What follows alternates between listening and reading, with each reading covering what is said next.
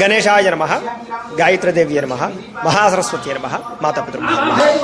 ముందుగా ప్రేక్షక వీక్షణ భాషలందరికీ కూడా నమస్కారం. ఈరోజు మనం సత్యనారాయణ స్వామి వారి యొక్క వ్రతాన్ని ఏ రకంగా చేసుకోవాలో మనం చూసి మన ఇంట్లోనే సత్యనారాయణ స్వామి వారి యొక్క వ్రతాన్ని ఈ రకంగా చేసుకునే ప్రయత్నం చేద్దాం. అయితే మేము ఈ ప్రయత్నాన్ని చేయడానికి గల కారణం ఏమిటి అంటే కనుక, కలియుగంలో సత్యనారాయణ స్వామి వ్రతం చాలా విశేషం. ఎటువంటి ధర్మపరమైన కోరికలైనా సరే ఖచ్చితంగా తీర్చేటటువంటి వ్రతం ఏదైనా ఉంది అంటే కనుక అది సత్యనారాయణ స్వామి వ్రతం.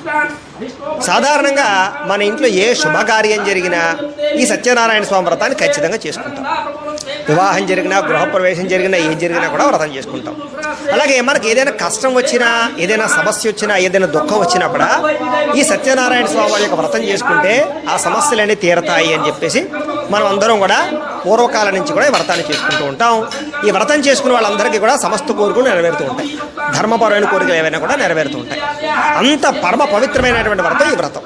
అలాగే అశుభ సమయంలో కూడా, అంటే ఎవరైనా కాలం చేసిన తర్వాత కూడా, ఏటి సూత్రం పూర్తయిన తర్వాత ఖచ్చితంగా మొట్టమొదట చేసుకునేటటువంటి శుభకార్యం ఏదైనా ఉంది అంటే కనుక అది కూడా సత్యనారాయణ స్వామి వ్రతమే. అంటే శుభాన్ని ఇచ్చేటటువంటిది, కోరికలు తీర్చేటటువంటిది, మనందరికీ కూడా ఆయురారోగ్య ఐశ్వర్యాలు కలగజేసేటటువంటి అద్భుతమైనటువంటి వ్రతం ఈ సత్యనారాయణ స్వామి వారి వ్రతం. అంత విశేషమైనటువంటి వ్రతాన్ని సాధారణంగా ప్రతి ఒక్కరూ ప్రతి ఇళ్లలోనూ అస్తమాటు చేసుకుంటూ ఉంటారు. అయితే ప్రస్తుత కాలంలో చాలామంది ఇతర రాష్ట్రాలలోనూ ఇతర దేశాల్లోనూ కూడా ఉంటూ ఉన్న కారణం చేత అక్కడ బ్రాహ్మణులు దొరకక సత్యనారాయణ స్వామి వ్రతం చేసుకుందామంటే కుదరక చాలామంది ఇబ్బంది పడుతూ ఉన్నారు. అలాంటి వాళ్ళ కోసము ఎవరికైతే వ్రతం చేసుకుందాం అనేటటువంటి సమయంలో బ్రాహ్మణులు దొరకరో, ఎలా చేసుకోవాలో తెలియక ఇబ్బంది పడుతున్నారో, అలాంటి వాళ్ళ కోసం ఈ రకంగా ఈ సత్యనారాయణ స్వామి వ్రతాన్ని ఎలా చేసుకోవాలో మేమంతా కూడా ఈ రకంగా ఈ వీడియోలో చూపించి మీకు తెలియజేయడం జరుగుతోంది. కాబట్టి మీరందరూ కూడా వ్రతాన్ని చేసుకునే ఉద్దేశం ఉన్నట్లయితే కనుక మీరు ఈ రకంగా ఈ వీడియోను చూస్తూ భక్తి శ్రద్ధలతో ఈ వ్రతాన్ని ఆచరించండి. అయితే ప్రేక్షకులకి ముఖ్యంగా మనకి ఏమిటయ్యా అన్నట్లయితే కనుక బ్రహ్మ లేనటువంటి పూజ పని చేయదు. కాబట్టి బ్రాహ్మణుడు లేకుండా పూజ అనేటటువంటిది పని చేయదు శాస్త్రం ప్రకారం. కాబట్టి మీకు కుదిరితే అవకాశం ఉంటే ఖచ్చితంగా మీకు బ్రాహ్మణులు దొరికితే మాత్రం ఖచ్చితంగా తీసుకొచ్చి ఆ బ్రాహ్మణుల చేత మాత్రమే వ్రతాన్ని ఖచ్చితంగా చేయించుకోండి. ఎవరికైతే బ్రాహ్మణులు దొరకరో, ఇతర రాష్ట్రాలు ఇతర దేశాల్లో ఉంటారో అలాంటి వాళ్ళు మాత్రమే ఈ వీడియో చూస్తూ ఈ యొక్క వ్రతాన్ని చేసుకోవాలని ముందుగా గమనికగా తెలియజేస్తూ, అలాగే ఈ వ్రతం అంతా పూర్తయిన తర్వాత ఈ యొక్క వ్రతానికి సంబంధించినటువంటి బియ్యం కానీ, దీనికి సంబంధించిన సామాగ్రి కానీ, దగ్గరలో ఏదైనా అర్చకులున్నా, ఆలయంలో అర్చకులున్నా, బ్రాహ్మణులు ఉన్నా కూడా వాళ్ళకి పట్టుకెళ్ళి ఇవ్వాలే తప్ప మీరు ఇవన్నీ కూడా మళ్ళీ తీసుకోవడానికి మంచిది కాదు. కాబట్టి ఆ విషయాన్ని కూడా మీరు గుర్తుపెట్టుకోండి అని తెలియజేస్తూ ఇప్పుడు మనం భక్తి శ్రద్ధలతో వ్రతాన్ని ప్రారంభం చేసుకుందాం. ఈ వ్రతానికి కావలసినటువంటి సామాగ్రి ముందర చెబుతాను, అవి ముందర మీరు సిద్ధం చేసుకోండి. ఇప్పుడు మనం సత్యనారాయణ స్వామి వ్రతానికి సంబంధించినటువంటి పూజా సామాగ్రి, అలాగే మండపాన్ని ఏ రకంగా సిద్ధం చేసుకోవాలో ముందర చూసి ఆ తర్వాత మనం ఈ యొక్క సత్యనారాయణ వ్రతాన్ని మనం ప్రారంభం చేసుకుందాం. అయితే ఈ పూజా సామాగ్రి అన్ని ఈ రకంగా సిద్ధం చేసుకుంటే మధ్యలో మనం లేవవలసిన అవసరం ఉండదు. భక్తిగా శ్రద్ధగా ఈ యొక్క వ్రతాన్ని మనం ఆచరించుకోవచ్చు.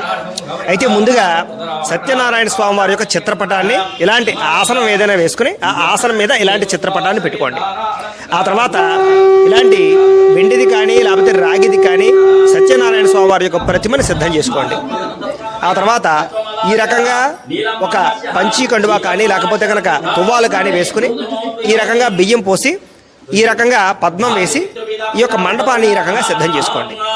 ఆ తర్వాత దీపారాధన సిద్ధం చేసుకోండి. ఇలాంటి దీపారాధనలో 3 ఒత్తులు వేయాలి. అలాగే అగ్గిపెట్టెను సిద్ధం చేసుకోండి. దాని తర్వాత ఇలాంటి కలశని ఏర్పాటు చేసుకోండి. అంటే వెండి చెంబు కానీ, రాగి చెంబు కానీ, లేకపోతే ఇత్తడి చెంబు కానీ పెట్టుకుని దాంట్లో మామిడి కొమ్మ వేసి అక్కడ కొబ్బరికాయ పెట్టి దాని మీద రవికులు కూడా ఈ రకంగా తయారు చేసి ఈ కలశని ఇలా ఏర్పాటు చేసుకోండి. ఆ తర్వాత ఇలాంటి పసుపు వినాయకుడిని తయారు చేసి పెట్టుకోండి. పసుపు వినాయకుడు అయిన తర్వాత ఇలాంటి అక్షతలు కలిపి పెట్టుకోండి. ఆ తర్వాత విఘ్నేశ్వర పూజలో నైవేద్యానికి బెల్లం ముక్క ఈ రకంగా సిద్ధం చేసుకోండి. అలాగే ఈ రకంగా కుంకుమ పెట్టుకోండి. అలాగే ఈ రకంగా గంధాన్ని సిద్ధం చేసుకోండి. ఆ తర్వాత ఇవి అంటే ఆవు పాలు, పెరుగు, తేనె, నెయ్యి, పంచదార కలిపినటువంటి పంచామృతాలు. ఈ రకంగా పంచామృతాలు 1 గ్లాసులో సిద్ధం చేసుకోండి. అలాగే ఇవి యజ్ఞోపవీతాలు. అలాగే ఇవేమో మనకి వస్త్రాలు అన్నమాట. ఈ రకంగా పత్తితోటి వస్త్రాలు, యజ్ఞోపవీతాలు తయారు చేసుకోండి. అలాగే ఒక చెంబుని ఖాళీగా ఉంచుకోండి. ఈ చెంబులో నీళ్లు పోసుకున్నట్లయితే కనుక మనం పూజ చేసే సమయంలో ఆచమనం చేసినటువంటి పాత్రతోటి దేవుడికి నీళ్ళు అవి చల్లకూడదు కాబట్టి ఈ యొక్క చెంబులో కూడా నీళ్లు సిద్ధం చేసుకోండి. అలాగే ఇలాగ పంచపాత్ర, ఉద్ధరణి, అలాగే అరివేణము సిద్ధం చేసుకోండి. అలాగే కొబ్బరికాయ కొట్టినటువంటి నీళ్ళు పట్టడానికి అలాంటిది ఏదైనా ఒక గిన్నె, ఆ కొబ్బరికాయ కొట్టడానికి ఏదైనా దగ్గర సిద్ధం చేసుకోండి. ఆ తర్వాత మండపారాధనకి పసుపు కొమ్ములు, పోక చెక్కలు, చిల్లర రూపాయలు సిద్ధం చేసుకోండి. హారతి ఇవ్వడానికి హారతి ఇచ్చుకునేది సిద్ధం చేసుకోండి.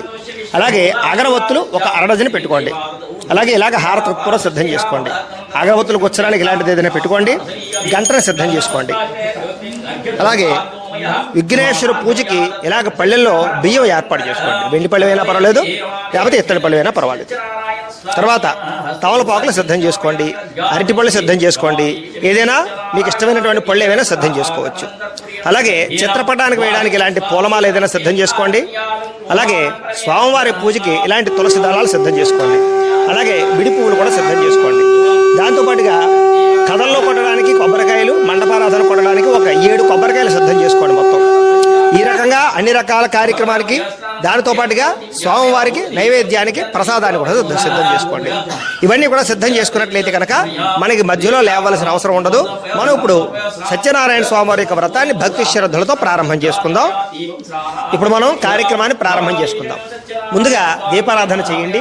అక్కడ అగ్గిపెట్టెలు తీసుకుని దీపాన్ని వెలిగించండి. అయితే దీపం వెలిగించేటప్పుడే సాధారణంగా మనందరికీ కొన్ని అనుమానాలు వస్తూ ఉంటాయి. ఏమండి గురువుగారు, ఎన్ని ఒత్తులు వేయాలండి అని. ఆవునేతితోటి 3 ఒత్తులు వేసి వెలిగించాలి. అందుకనే శ్లోకం కూడా చెప్పారు, సాధ్యం త్రివర్తి సంయుక్తం వన్నినా యోజితం ప్రియం గృహాణ మంగళం దీపం త్రైలోక్య తిమిరాప భక్త్యా దీపం ప్రయత్స్యామి దేవాయ పరమాత్మనే త్రాహిమాన్ నరకాద్ఘోరాత్ దివ్యర్జ్యోతులు నమోస్తుతే అని. అంటే 3 రకాల ఒత్తులతో దీపం వెలిగించమని మనకి శాస్త్రం చెప్పింది కాబట్టి ఆ రకంగా 3 ఒత్తులతోటి ఇక్కడ దీపాన్ని వెలిగించారు. మీరు కూడా ఆ రకంగా 3 ఒత్తులతో దీపాన్ని వెలిగించుకోండి. ఇప్పుడు ఈ దీపారాధన పక్కన పెట్టేసుకోండి.